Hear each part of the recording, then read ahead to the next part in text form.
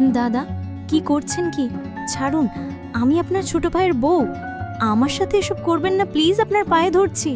আরে ওই ছড়ি, কি বলছিস এসব তুই?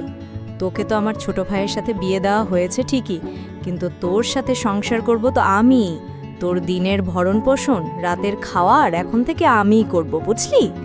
না না, আপনি কি বলছেন এসব দাদা? আপনার মাথা কি ঠিক আছে? পুরো পরিবার সাথে এলাকাবাসীকে সাক্ষী রেখে আপনার ভাই তো আমাকে বিয়ে করেছিলেন, তাহলে আপনি আমার উপর ভাগ বসাতে আসছেন কেন? আরে ছুরি, যে বিয়েটা আমার ভাই তোকে করেছে এসব ছিল নাটক। তোকে এবং তোর পুরো পরিবারকে আমরা তো ধোঁকা দিয়েছি। এখন বেশি কথা না বলে অনেক রাত হয়েছে, আয় পাশে শুয়ে পড়, এখন আমি তোর সাথে মিশে যাব। এই কথা যেমনি বলছিল আমার ভাসুর, ঠিক তখনই আমি দৌড়ে বাইরে পালিয়ে যেতে লাগলাম। কিন্তু কোনো কাজ হলো না। ভাসুরজি আমার হাত ধরে এক ঝটকায় টান দিয়ে তার কাছে নিয়ে গেল এবং কানের কাছে ফিসফিস করে বলল, আমার প্রিয় বউ, আমার ভাইয়ের কথা বাদ দে। ওর কথা না ভেবে চল, আমাকে খুশি রাখ, এতে তোর এবং তোর পুরো পরিবারের জন্য অনেক ভালো। বন্ধুরা, আমার স্বামী আমাকে বিয়ে করার পর আমার ভাসুর আমাকে তার স্ত্রী হিসেবে কেন পেতে চাইছিলে, পুরো ঘটনাটি শুনলে আপনাদের পায়ের তলার মাটি সরে যাবে। সুপ্রিয়ার শৈশব ছিল স্বপ্নময়। সে দেখত দিগন্ত বিস্তৃত ভবিষ্যতের ছবি, যেখানে সে একজন সফল শিক্ষাবিদ হিসেবে নিজের এবং পরিবারের মুখ উজ্জ্বল করছে। উচ্চ মাধ্যমিকের পাঠ চুকিয়ে সে যখন বিশ্ববিদ্যালয়ে ভর্তির প্রস্তুতি নিচ্ছিল, তখন থেকেই তার পরিবারে রাকেশের বিয়ের প্রস্তাব আসে। রাকেশের বাবা ছিলেন এলাকার প্রভাবশালী ব্যক্তি, আর তাদের বিপুল সম্পত্তির খ্যাতি ছিল সবার মুখে মুখে। সুপ্রিয়ার বাবা, যিনি সারা জীবন অভাবের সাথে সংগ্রাম করে গেছেন, তিনি এই সুযোগ হাতছাড়া করতে চাইলেন না। তিনি ভেবেছিলেন রাকেশের সাথে বিয়ে হলে সুপ্রিয়ার জীবন সুখ ও সমৃদ্ধিতে ভরে উঠবে, আর তাকে আর কোনোদিন আর্থিক কষ্ট দেখতে হবে না। সুপ্রিয়া প্রথমে রাজি না হলেও বাবা মায়ের স্বপ্ন এবং তাদের মুখের দিকে তাকিয়ে শেষ পর্যন্ত সে সম্মতি জানায়। তার একটাই শর্ত ছিল, সে যেন তার পড়াশুনো চালিয়ে যেতে পারে। রাকেশের পরিবার সানন্দে সেই শর্ত মেনে নেয়, আর সুপ্রিয়ার বাবা স্বস্তির নিঃশ্বাস ফেলেন। বিয়ে সম্পন্ন হওয়ার পর যখন সুপ্রিয়া নতুন জীবন শুরু করার স্বপ্নে বিভোর, ঠিক তখনই তার জীবনে নেমে আসে ঘোর অমানিসা। ফুলশয্যার রাতে যখন সে স্বামীর জন্য অপেক্ষা করছিল, রাকেশ একা নয়, তার সাথে প্রবেশ করে তার বড় ভাই রাহুল, সুপ্রিয়ার ভাসুর। তাদের চোখে ছিল এক বিভৎস লালসা। রাকেশ জানায়, আমরা দুজনেই তোমার স্বামী, এই রাত আমাদের তিনজনের।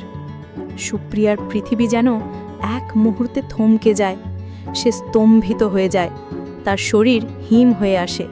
যখন সে প্রতিবাদ করতে যায়, তারা দুজনে মিলে তাকে জোরপূর্বক বিছানায় বেঁধে ফেলে। সারা রাত ধরে চলে তার উপর পাশবিক অত্যাচার। শারীরিক যন্ত্রণা ছাপিয়ে তার আত্মায় গেঁথে যায় এক গভীর ক্ষত, যা কোনো দিন শোকানোর নয়। তার উচ্চশিক্ষার স্বপ্ন, একটি ভালোবাসাময় দাম্পত্য জীবনের আকাঙ্ক্ষা, সব কিছুই চূর্ণবিচূর্ণ হয়ে যায়।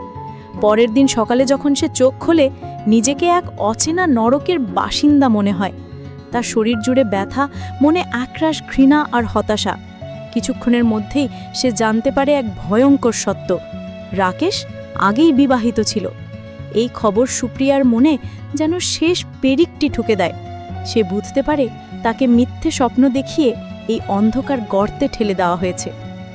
বিয়ের পর শ্বশুরবাড়িতে সুপ্রিয়ার দিনগুলো কাটছিল এক অসহনীয় যন্ত্রণার মধ্যে। তার পড়াশোনা বন্ধ করে দেওয়া হয়, বইপত্র ছিনে ফেলা হয়। তার কণ্ঠ রোধ করার জন্য রাকেশ বারে বারে তার উপর চালাতো শারীরিক ও মানসিক নির্যাতন। একবার যখন সে তার ছোট বোন অনমিকাকে ফোন করে তার অবস্থার কথা জানাতে চাইছিল, রাকেশ একটি গরম ইস্ত্রি দিয়ে তার পিঠে ছ্যাঁকা দেয়।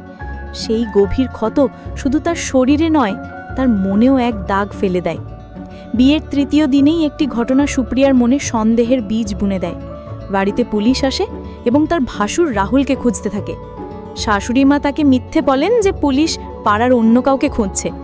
সুপ্রিয়া সে কথা বিশ্বাস করলেও তার মন খুঁত খুঁত করতে থাকে। এক সপ্তাহ পেরোতেই রাকেশের আসল রূপ বেরিয়ে আসে। সে বিনা কারণে সুপ্রিয়ার ওপর শারীরিক ও মানসিক নির্যাতন শুরু করে। তাকে ঘর বন্দি করে রাখা হয়, তার সাথে বাইরের জগতের সব যোগাযোগ ছিন্ন করে দেওয়া হয়। একদিন ভাসুর রাহুল সুপ্রিয়ার বিষণ্ণ মুখ দেখে তাকে সান্ত্বনা দেওয়ার ভান করে। সে সুপ্রিয়াকে নতুন বই কিনে দেওয়ার জন্য বাজারে নিয়ে যায়। সুপ্রিয়া ভেবেছিল হয়তো রাহুলের মনে একটু হলেও মনুষ্যত্ব আছে, কিন্তু বাড়ি ফিরতেই তার ভুল ভাঙে। রাকেশ সুপ্রিয়ার চরিত্র নিয়ে নোংরা অপবাদ দেয় এবং মুসলিম মেয়েদের মতো পর্দা না করার জন্য তাকে তিরস্কার করে। যখন সুপ্রিয়া প্রতিবাদ করে, রাকেশ তার গলা টিপে ধরে এবং এক নিঃশ্বাসে 3 বার তালাক তালাক তালাক উচ্চারণ করে। সুপ্রিয়ার পৃথিবী আবার অন্ধকার হয়ে যায়। সে আর কোনো উপায় না দেখে বাবার বাড়ি ফিরে আসে।